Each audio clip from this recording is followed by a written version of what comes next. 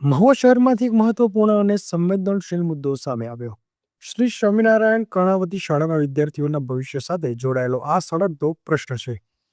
એક તરફ બાળકોનું શિક્ષણ અને બીજી તરફ રેલવે દિવાલનો લાંબો ફેરો, જેણે રોજિંદા શાળા જીવનમાં ભારે તકલીફ ઊભી કરી છે.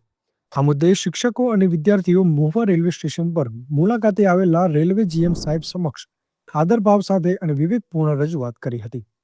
બાળકોને શાળાએ આવવા જવા માટે સરળ અને સીધો માર્ગ મળી રહે તેવી માંગ કરવામાં આવી છે. હવે જોવાનું રહ્યું કે રાજ્ય અને કેન્દ્ર સરકાર બાળકોના ભવિષ્ય માટે પ્રશ્નોનું નિરાકરણ લાવશે. Bureau report Nitesh Goswami, Mahuva. નમસ્કાર, હું સંજય કુમાર લીંબાભાઈ રાઠોડ, મુખ્ય શિક્ષક શ્રી સ્વામિનારાયણ સોસાયટી કેન્દ્રવતી શાળા, તાલુકો મહુવા, જિલ્લો ભાવનગર. શાળામાં 654 બાળકો અભ્યાસ કરી રહ્યા છે. શાળાની સામે બનેલા રેલવે ટ્રેક પાસે બનેલી દિવાલને લીધે સોસાયટી વિસ્તારમાંથી આવતા 50% બાળકોને હાલ સરકારશ્રીની સમગ્ર શિક્ષા અભિયાન અંતર્ગત ટ્રાન્સપોર્ટેશન યોજના અંતર્ગત 7 થી 8 કિલોમીટર અંતર કાપી અને શાળાએ આવવું પડે છે. આ શાળાથી આ સોસાયટીનું અંતર ફક્ત 700 મીટર છે, પરંતુ રેલવે ટ્રેક પર થયેલી દિવાલને લીધે આ બાળકોને નેશનલ હાઈવે પર થઈને 7 થી 8 કિલોમીટર આવવું પડે છે. તો આજ રોજ વેસ્ટર્ન રેલવેના માનનીય જીએમ સાહેબ શ્રી મહુવા રેલવે સ્ટેશનની ઇન્સ્પેક્શન અંતર્ગત મુલાકાતે આવેલા હોય, શાળાના બાળકો સાથે, શિક્ષકોના સ્ટાફ સાથે હું પોતે અને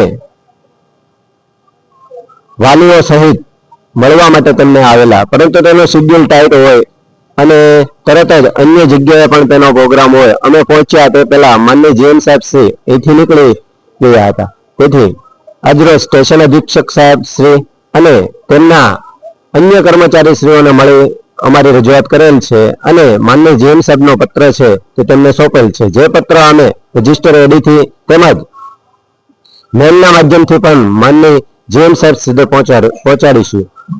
બાળકોને આ પડતી મુશ્કેલીઓને લીધે 7 થી 8 કિલોમીટર નેશનલ હાઈવે પર થઈને આવવું પડતું હોય. ઘણા બધા વાલીઓ એવા છે કે જોખમને કારણે દીકરીઓને અભ્યાસ છોડાવી રહ્યા છે. તો આ તકે માનનીય જીએમ સાહેબ શ્રી અને સરકાર શ્રીને અમારી નમ્ર વિનંતી છે કે જો સોસાયટી વિસ્તારમાંથી શાળા સુધી ફક્ત ઓવરબ્રિજ આપવામાં આવે તો આ બાળકો તેનો અભ્યાસ પૂરો કરી શકશે. સરકાર શ્રી અત્યારે કન્યા શિક્ષણના ઉત્તેજન માટે ખૂબ જ અગ્રતા આપેલ હોય, તો આ બાબતને પણ અગ્રતા લઈ ઘણી બધી કન્યાઓ આ શિક્ષણ છોડી રહી છે.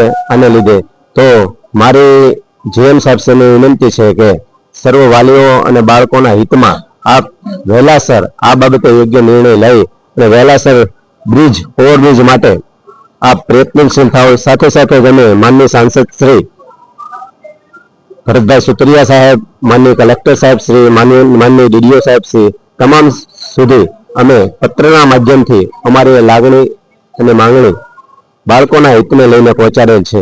તો અમને એવી આશા છે કે આ બાળકોના શિક્ષણ બગડે નહીં તે માટે વહેલાસર આ બાબતે રેલવે તંત્ર અને સરકારશ્રી બંને યોગ્ય નિર્ણય લઈ અને વહેલાસર આનું નિરાકરણ કરશે.